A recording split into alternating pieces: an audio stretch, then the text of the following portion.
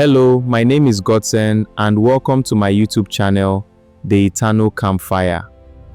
If this is your first time, do consider leaving a like or subscribe if you enjoy storytelling videos. On the night Argentina defeated England by 2-1, football fans expected the celebrations to be about one thing: victory. Instead, another image stole the spotlight. Some Argentine players proudly displayed a message calling for the return of the Falkland Islands. To many people around the world, it seemed completely out of place. Why bring politics into football? Why are Argentinians still talking about a group of windswept islands nearly 13,000 kilometers away from Britain? And why does Britain refuse to let them go? To answer that question, we have to travel back more than 500 years. Because this story didn't begin with football. It didn't even begin with war. It began with an empty group of islands in the South Atlantic Ocean. The Falkland Islands are located about 500 kilometers off the coast of Argentina. Today, only around 3,500 people live there.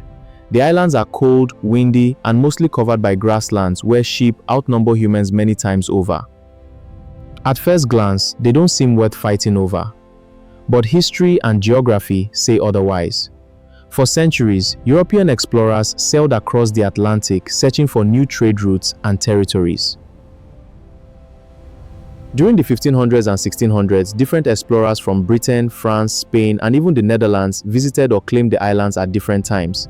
There was no permanent population, no native civilization, just competing European empires planting flags wherever they could. Eventually, France established one of the first settlements. Soon after that, Spain took control. Britain also maintained its own settlement for a period before withdrawing, though it never abandoned its claim. For decades, ownership remained uncertain. Everything changed in the early 1800s. Across South America, Spanish colonies were fighting for independence. One of them became Argentina. When Argentina declared independence from Spain in 1816, it believed it had inherited Spain's territories, including the Falkland Islands, which Argentinians call Las Malvinas. Argentina established a small settlement there and appointed officials to govern the islands. From Argentina's point of view, the islands had become part of the new nation. But Britain saw things differently. In 1833, a British naval force arrived. The Argentine administration was removed and Britain re-established its control over the islands. From that moment on, Britain governed the Falklands continuously. That single event became the heart of the dispute. Argentina insists Britain expelled its authorities and occupied territory that rightfully belonged to Argentina. Britain argues that it lawfully re-established a claim it had never abandoned and has administered the islands ever since. Nearly 2 centuries later, neither side has changed its position. Then came 1982. Argentina was under military rule. The country's economy was collapsing. Public anger was growing. Believing Britain was unlikely to respond with force, Argentina invaded the Falkland Islands on April 2, 1982. For many Argentinians, the invasion was presented as reclaiming stolen land. Crowds celebrated in Buenos Aires. The government expected a quick victory. Instead, it triggered one of the most surprising wars of the 20th century. More than 12,000 kilometers away, British Prime Minister Margaret Thatcher made a dramatic decision. Britain would fight. Within days, one of the largest naval task forces assembled since World War II sailed toward the South Atlantic. What followed was a 10-week conflict fought across freezing seas, rugged hills, and unpredictable weather. Hundreds of soldiers lost their lives. In June 1982, British forces recaptured the islands. Argentina surrendered. The Falklands remained under British control. But where was the United States in all of this? At the time, America faced an awkward dilemma. Both Britain and Argentina were allies.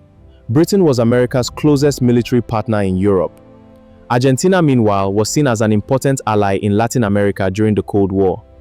Initially, the United States tried to mediate the conflict and prevent war. When diplomacy failed, President Ronald Reagan's administration chose to support Britain. The United States provided intelligence, fuel, military supplies, and logistical assistance to the British forces.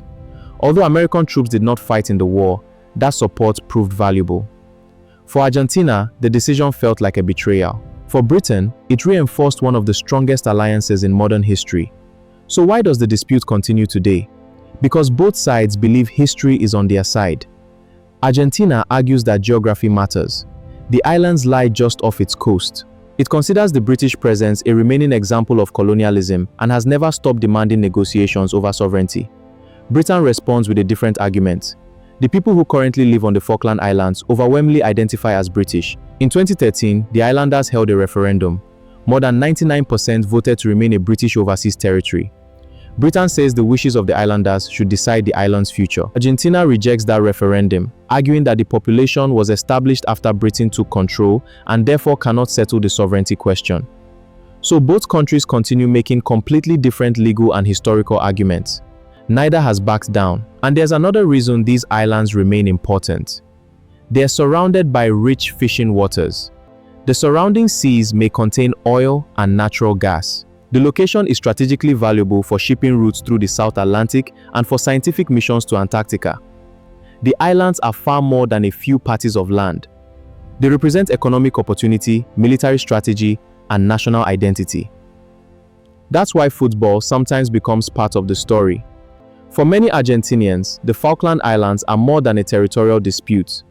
They symbolize unfinished history. Every generation grows up hearing about Las Malvinas. School children learn about them. Politicians speak about them. Veterans remember them.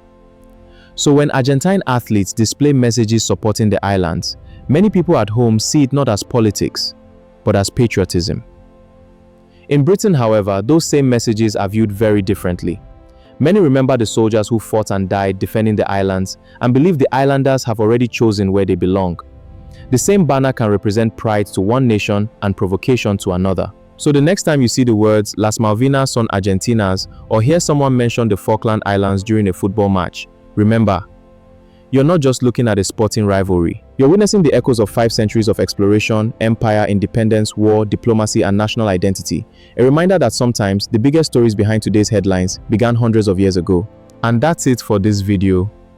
If you enjoyed this story, please support the channel by leaving a like and sharing your thoughts in the comments. Subscribe for more videos like this.